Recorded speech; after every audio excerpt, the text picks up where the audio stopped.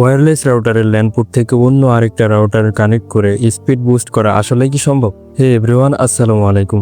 সাধারণত wireless connected রাউটারের speed primary রাউটারের থেকে তুলনামূলক কম হয়, কিন্তু আমি আপনাদেরকে সেই স্পিড থেকে প্রাইমারি রাউটারের মতো হাই স্পিডে কনভার্ট করে দেখাবো। অনেকে আছে দূরত্বের কারণে কেবল কানেকশন দিয়ে নেট ইউজ করতে পারে না, আবার ওয়্যারলেস কানেক্টেড রাউটারের স্পিড কম হয় 2-3 জন ইউজ করা যায় না। আজকের এই টেকনিকের মাধ্যমে ওয়্যারলেস কানেক্টেড রাউটারে 4 থেকে 5টি ডিভাইস বেশ ভালো মতো চালানো যাবে। তবে এর জন্য আপনার মেইন রাউটারের রেঞ্জ ওয়্যারলেস কানেক্টেড রাউটারের সাথে প্রায় 70 থেকে 80% পাওয়া লাগবে। তো চলুন টেকনিকটা দেখে নেওয়া যাক।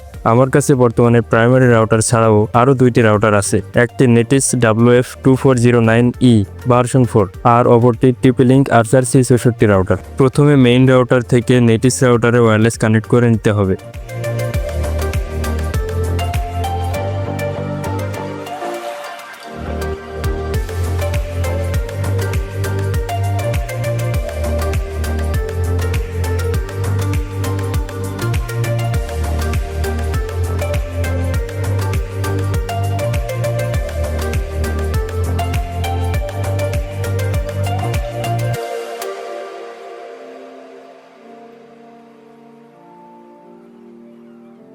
এবার নেটিসের স্পিডটা টেস্ট করে দেখা যাক।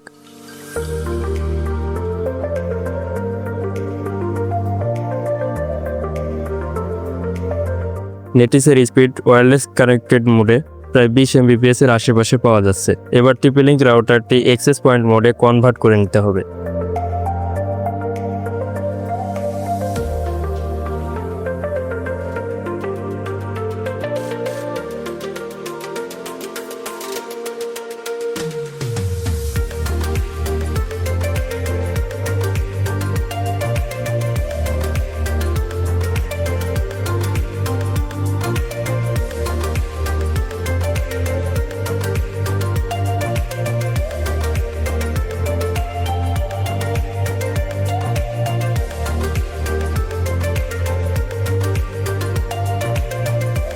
TP-Link রাউটারের যে কেবলটি আছে অথবা Cat6 কেবল নিয়ে নেটিস রাউটারের ল্যান পোর্ট থেকে TP-Link রাউটারের ল্যান পোর্টে কানেক্ট করে নিতে হবে। কানেক্ট হওয়ার কিছুক্ষণের মধ্যে নেটওয়ার্ক চলে আসবে। এবার TP-Link রাউটারের 5G তে কানেক্ট করে স্পিড চেক করা যাক।